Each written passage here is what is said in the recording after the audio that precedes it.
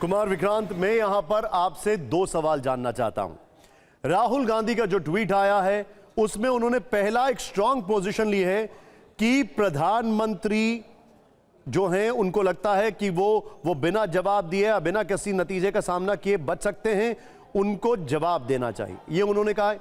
और दूसरी चीज मैं प्लीज चाहूंगा कुमार विक्रांत को दिखाइए जरा। और दूसरी चीज जो है वो ये है, राहुल गांधी का ये कहना कि प्रधानमंत्री आवास के सामने हमारे धरने में शामिल हो। अब यहां पर एक ट्वीक है, हो सकता है I am reading between the lines too much, आप करेक्ट कर दीजिए। हमारे धरने में प्रधानमंत्री आवास पर शामिल हो या फिर हमारे साथ जंतर मंतर पर धरने में शामिल हो, इन दोनों में जमीन आसमान का फर्क है। और आप समझ गए मैं क्या कह रहा हूं। अब मुझे बताइए, पहले तो प्रधानमंत्री पे इतनी स्ट्रांग लाइन क्या सरकार एक्सेप्ट करेगी? सरकार के नुमाइंदे आए थे, वो बातचीत करने आए थे। दूसरा, हमारा धरना प्रधानमंत्री आवास में शामिल हो, यानी एक लाइन खींच दी गई है, हमारा धरना और उनका धरना।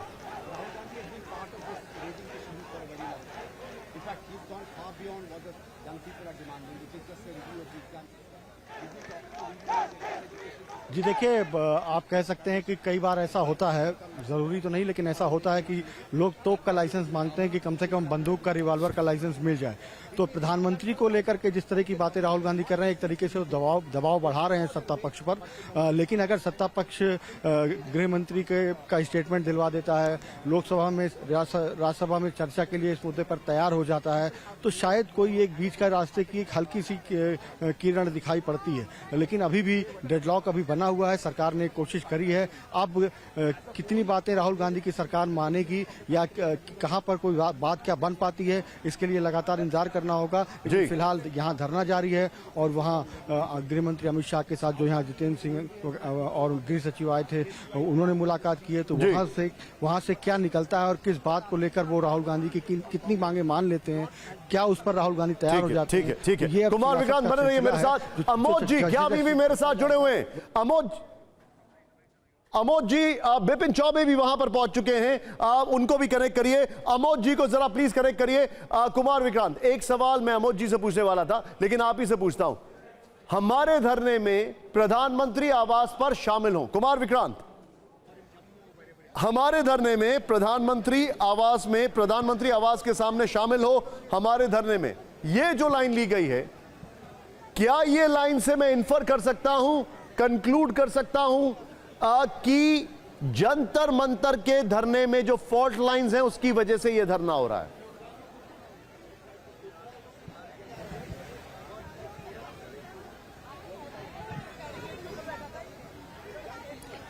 जी देखिए, जैसा अभी संदीप दीक्षित ने कहा कि हम लोग नहीं चाहते थे कि इसमें हम पहले शामिल हों, वरना सरकार हम ये कहती कोई टूल किट है, कहीं जॉर्ज सोरेस की फंडिंग है या कोई विदेशी साजिश है, कांग्रेस इसके पीछे है, कांग्रेस ये सब करा रही है, तमाम बातें सरकार करने लग जाती। इसलिए हम दूर थे। लेकिन जब लाठीचार्ज हो गया तो उसके बाद हम इस मुद्दे पर साथ आकर खड़े हो गए, छात्रों के साथ हम खड़े हो गए। लेकिन निश्चित तौर पर जब एक बड़ा प्रदर्शन होता है, देश भर में इस पर चर्चा शुरू हो जाती है, तो कांग्रेस जो मुख्य विपक्षी पार्टी और तमाम विपक्षी दल हैं, उनको लगता है कि सत्ता पक्ष इस पे बैकफुट पर है और जेनजी का बड़ा समर्थन मिलने के चांसेस हैं, सियासी लाभ मिल सकता है। तो सियासत में कोई भी थोड़ा सा भी सियासी लाभ लेने के लिए छोड़ना नहीं चाहता और वही काम विपक्षी दल कर रहे हैं। इस बीच वहां से अब नारेबाजी भी शुरू हो गई है, वो तस्वीरें मैं आपको दिखा रहा हूं और मैं चाहूंगा अमोद जी कनेक्ट हो चुके हैं, बिपिन चौबे को भी कनेक्ट करें। ये देखिए जरा स्क्रीन पर आपके सामने राहुल गांधी, वहां पर नीचे बैठी हुई हैं प्रियंका गांधी और बताया जा रहा है कि मल्लिकार्जुन खड़गे भी वहीं पर मौजूद हैं। अमोद जी हमारे साथ हैं। अमोद जी, केसी वेणुगोपाल राहुल गांधी के ठीक बगल में खड़े हुए हैं और पवन खेड़ा दूसरी तरफ खड़े हुए हैं, कुमारी सैलजा वहां पर खड़ी हुई हैं। ये आपको तमाम कांग्रेस के नेता आपको दिखाई दे रहे हैं ये इस वक्त। और मैं सीधे चलूंगा, मेरे साथ अमोद जी जुड़े हुए हैं। अमोद जी, मैं एक लाइन पढ़ रहा हूं और मुझे एक बात बताइए, आप पीएमओ को कवर करते हैं, आप सरकार को कवर करते हैं, उन्होंने कहा है कि प्रधानमंत्री को इस पर जवाब देना चाहिए। ये बहुत स्ट्रांग पोजीशन ली है, जितेंद्र सिंह मिलके गए, उसके बाद ये राहुल गांधी का पोस्ट आया है, सरकार का रिएक्शन क्या होगा?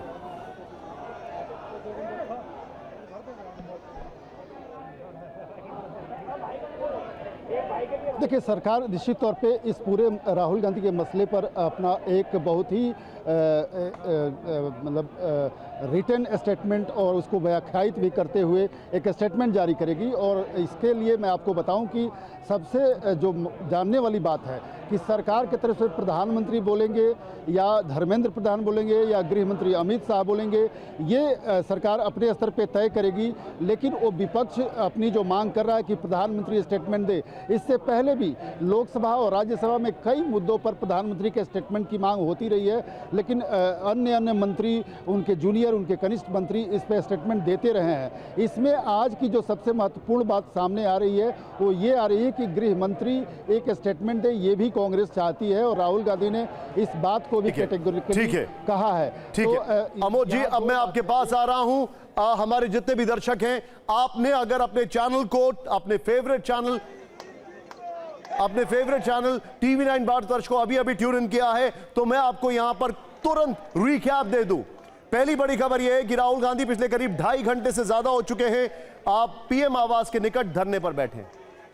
वो पॉइंट है जहां से प्रधानमंत्री का काफिला अंदर जाता है। एक दूसरी बात, राहुल गांधी ने थोड़ी देर पहले ट्वीट करके सभी से कहा है कि आप यहां पर आएं। उन्होंने प्रधानमंत्री को लेकर कहा है कि उनको जवाब देना चाहिए। इस लाइन पर उन्होंने कुछ कहा है यहां पर, और प्रधानमंत्री आवास के सामने हमारे धरने पर आइए। इससे पहले जितेंद्र सिंह उनसे केंद्रीय मंत्री मिलकर गए। खबर यह आ रही है कि जितेंद्र सिंह अब अमित शाह से मुलाकात कर सकते हैं। इस बीच जंतर मंतर पर शरद पवार मौजूद हैं, जंतर मंतर पर अरविंद केजरीवाल पहुंचे और आज रात या कल सुबह उद्धव ठाकरे भी पहुंचने वाले हैं।